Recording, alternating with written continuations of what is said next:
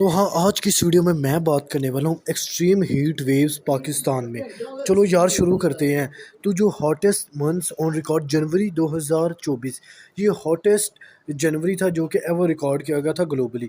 फरवरी मार्च अप्रैल जो थे ना, वो 2024 के वो हॉटेस्ट मंथ थे हिस्ट्री में अपने रिस्पेक्टिव पीरियड में। अगर टेम्परेचर एक्सट्रीम्स की बात की जाए पाकिस्तान में, जो साउथर्न पाकिस्तान है, टेम्परेचर जो है सोड काट गया अबव 50 सेल्सियस, जो कि 122 फ़ारेनहाइट बनता है डिफरेंट रीजन्स में, जैसा कि जैकोबाद और सिबी में।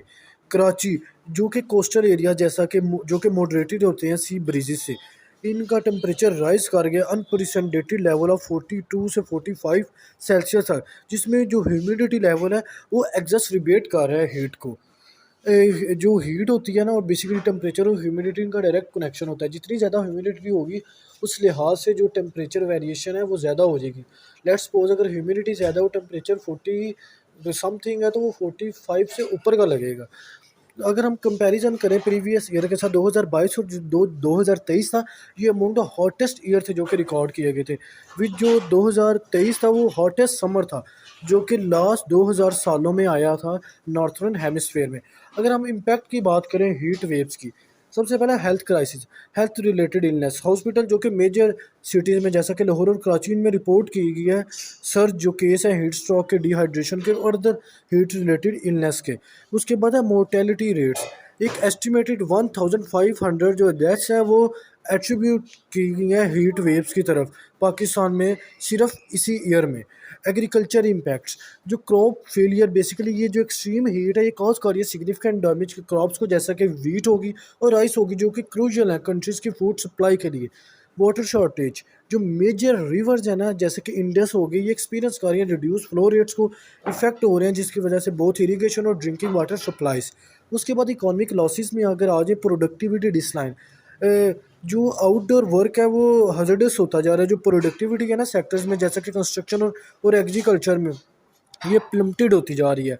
उसके बाद पावर ग्रिड स्ट्रेस, जो डिमांड है ना इलेक्ट्रिसिटी की पावर की है जैसे कि एयर कंडीशनर को और कूलर्स को, ये लीड कर रहा है फ्रीक्वेंट ब्लैकआउट और ब्राउन आउट्स की तरफ। अगर ग्लोबल और लोकल केसेस की बात की जाए, सबसे पहले लीनो फिनोमिना, एलिनो इम्पैक्ट। इस ईयर जो एलिनो इवेंट है ये पर्टिकुलरली स्ट्रॉन्ग है, डिस्टर्ब कर रहा है टिपिकल वेदर पैटर्न को और एग्जैस्परेट कर रहा है जो हीट है साउथ एशिया में उसको।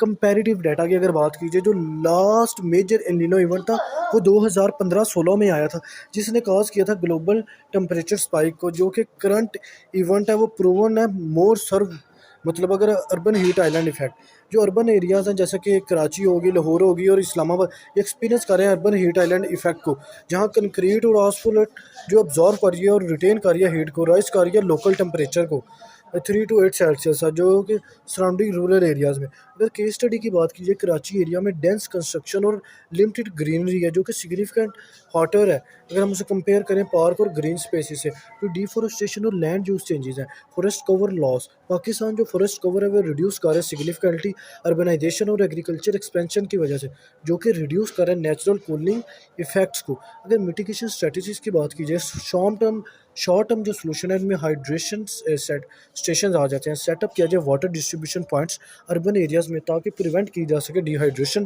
कूलिंग सेंटर इस्टेब्लिश किया जाए, एयर कंडीशनिंग शेल्टर्स को वनरेबल पोल्यूशन के लिए ड्यूरिंग पीक हीट पीरियड्स के दरमियान। Long term strategies, forestation projects initiative जैसे कि बिलियन ट्री सुनामी, ये हेल्प कर सकते हैं हमें रिस्टोर कर सकें फॉरेस्ट कवर को और प्रोवाइड कर सकें नेचुरल कूलिंग को। अर्बन प्लानिंग, इनकॉर्पोरेट किया जाए मोर ग्रीन स्पेसिस को, रिफ्लेक्टिव बिल्डिंग मटीरियल को, बेटर वेंटिलेशन को सिटी प्लानिंग में, ताकि हम लोग कम्बेट कर सकें अर्बन हीट आइलैंड इफेक्ट को। उसके बाद है रीन्यूएबल एनर्जी, इन्वेस्ट किया जाए रीन्यूएबल एनर्जी सोर्सेज में जो कि रिड्यूस कर दें जो रिलायंस है पावर प्लांट पे उसकी, जो कि कंट्रीब्यूट कर सकता है ग्लोबल वार्मिंग की तरफ। उसके बाद है community awareness, education campaigns, inform किया जाए पब्लिक को जो डेंजर है हीट वेव्स के और वेज, ताकि हम सेफ रह सकें, जैसा कि वियर किया जाए लाइट क्लॉथ्स को, स्टेइंग इंडोर, पीक